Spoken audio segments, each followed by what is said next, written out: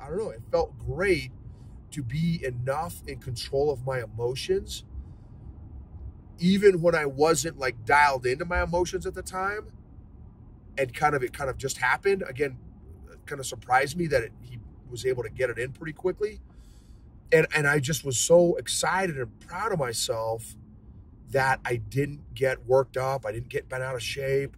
I was like, dude, that was amazing. Like, awesome job. Like, it was great. Like, it was a huge W for me getting submitted and my ego not showing up, not, bummed out and sad and upset and disappointed and mad and angry and frustrated and defensive and, okay, well, now I'm gonna stop this guy. No, none of that. We started rolling again. It was great. It just felt so good to feel like I didn't have to win. That level of emotional control, oh my gosh, y'all, it just felt amazing.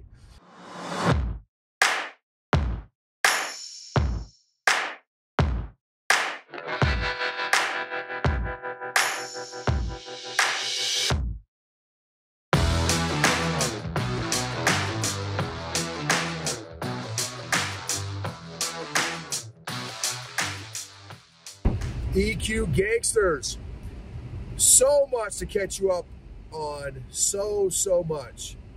It has been a high adventure the past month or so, and this episode is going to be celebrating a victory because I've got a series of failures to share with you all in oncoming episodes. So this is going to be a W coming from my therapy, aka combat cuddling, aka folding the laundry with the people still in them. So Brazilian Jiu Jitsu, I'm coming back. It's my second class back because I've been traveling again for a few weeks. Well, second class back at my new gym. I was able to get one class in Missouri, which is a really neat experience, but that was it. So anyway, second time back. And also want a big shout out to our sponsors, Classical Conversations. If you are concerned about the direction of public and private education, strongly encourage and recommend checking out Classical Conversations as a possible opportunity or option for homeschooling. They've got tremendous support, tremendous resources.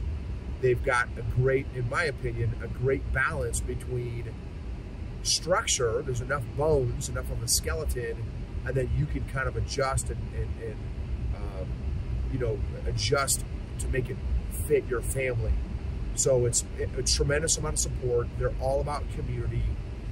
We've been doing it for 11 years now.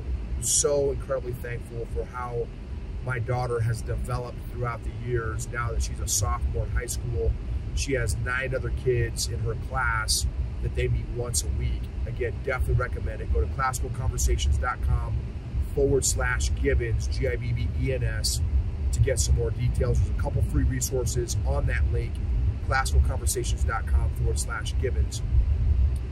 So tonight, second time back at my new gym, and I mean from traveling.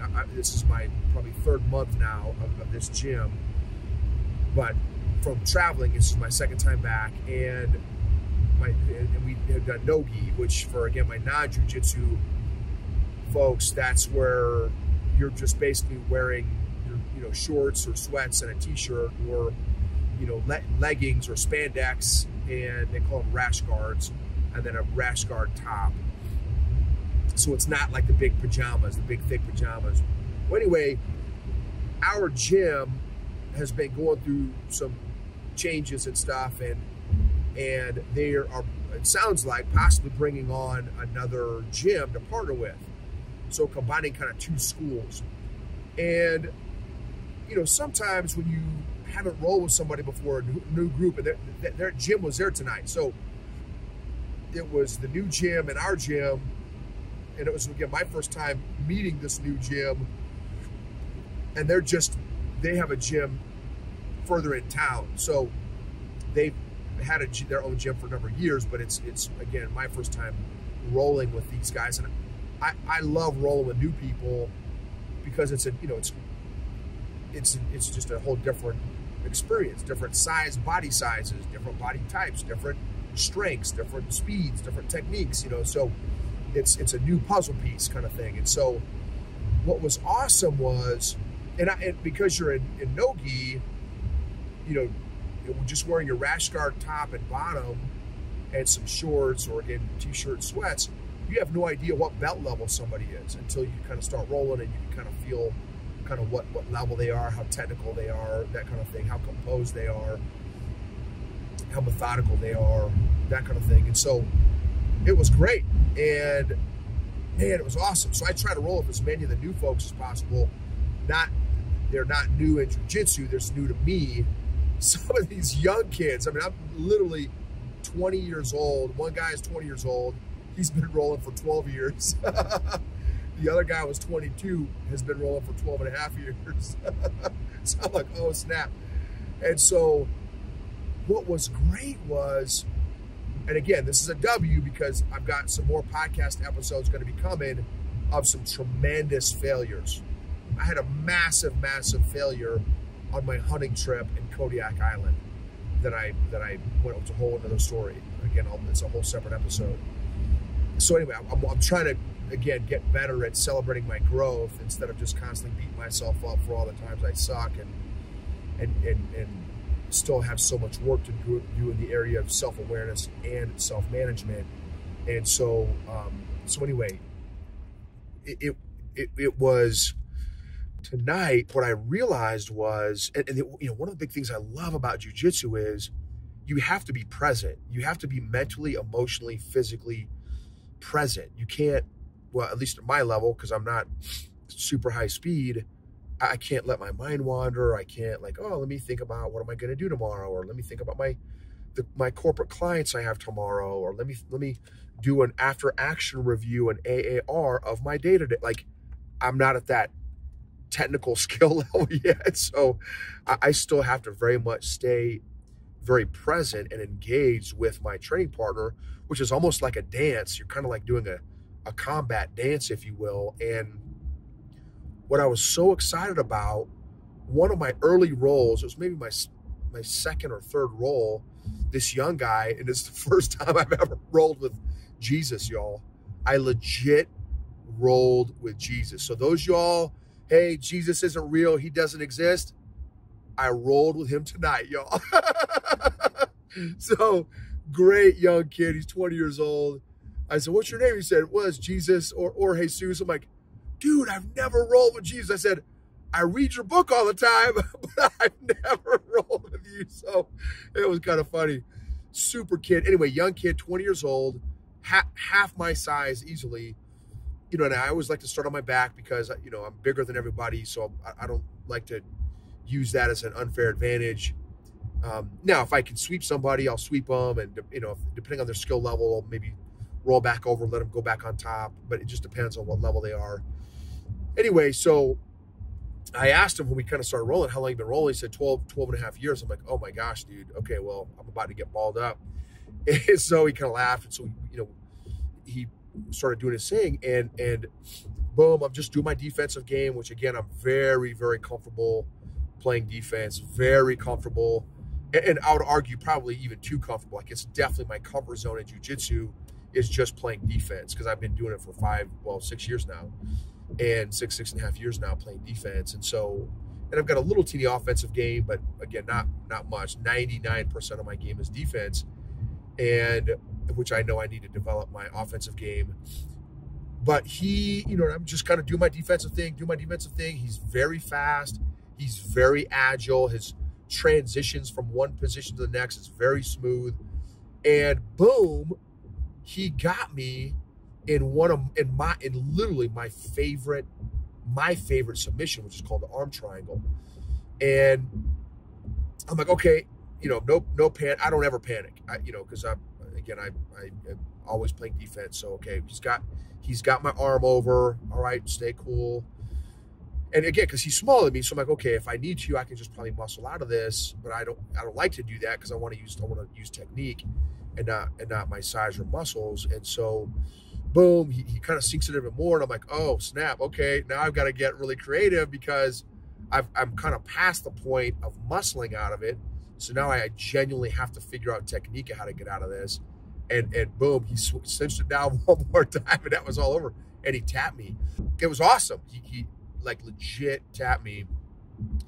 And I tell you, it's been a hot minute since I've been tapped, and it felt great. Like I didn't get defensive. Like I was kind of paying attention to my ego, and like it didn't flare up. I wasn't pissed. I wasn't, oh man, I'm so upset that I got tapped. I'm like, oh man, I said, dude, great. I'm like, dude, that was beautiful, beautiful transition into the arm triangle. Beautiful cinching it up. Like I said, dude, that was amazing. Great job. And it just felt great. Like it felt great. And I was so happy and proud of myself that I didn't have to win. Like I don't know. And I don't know why I don't feel like I had to win, but I don't know. It felt great to be enough in control of my emotions, even when I wasn't like dialed into my emotions at the time. And it kind of just happened. Again, it kind of surprised me that he was able to get it in pretty quickly. And I just was so excited and proud of myself that I didn't get worked up. I didn't get bent out of shape. I was like, dude, that was amazing. Like, awesome job. Like, it was great. Like, it was a huge W for me getting submitted and my ego not showing up, not, bummed out and sad and upset and disappointed and mad and angry and frustrated and defensive and, okay, well, now I'm gonna stop this guy.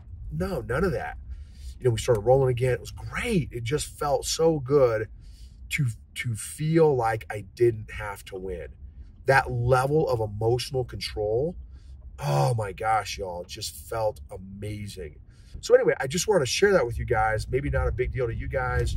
Again, many of you that are listening are watching on YouTube, maybe like, dude, I'm way beyond that stage, which is super cool. But I'm not. So I just wanted to celebrate.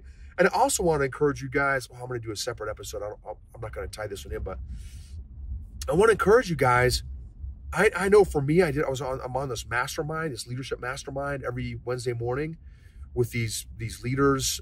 Some of them are pastors, some of them are leaders, business leaders, entrepreneurs, and with a buddy of mine who's running it. Great dude, Dr. Mark Mayfield, by the way, Dr. Mark Mayfield. He's going to be opening up this leadership mastermind to like the public, I think soon. So go to his IG, his Instagram, again, Dr. Mark Mayfield on Instagram, and check it out. He's got some posts on there for those that want to check it out, and just let him know that I sent you or whatever if you guys decide to pursue the mastermind. It's strongly recommend it. But we talked about it, and there was probably 9 or 10 of us this morning on a Zoom, and we talked about that today, there's usually a lady or two on there. Today was all guys. And one of the things was, man, we're so good at talking about all the areas that we are terrible in or suck at. And then when the question is like, well, how have you grown or where are you doing good at? It was like, it's crickets. Like, well, I can list 100 areas that I am failing at or struggle bus in. And so anyway, I'm like, man, that's kind of a good point. And like, I don't even know where that comes from. Why is that? Why can I pick out 100 failures to every one success or one W? So anyway, I just want to encourage you guys to recognize and celebrate and acknowledge your W's, your wins. That's part of self-awareness. It takes self-awareness to do that, to even be in that spot where you can do that. So, anyway, just want to share that with you all, that W today. And thank you for letting me be on this journey with you all.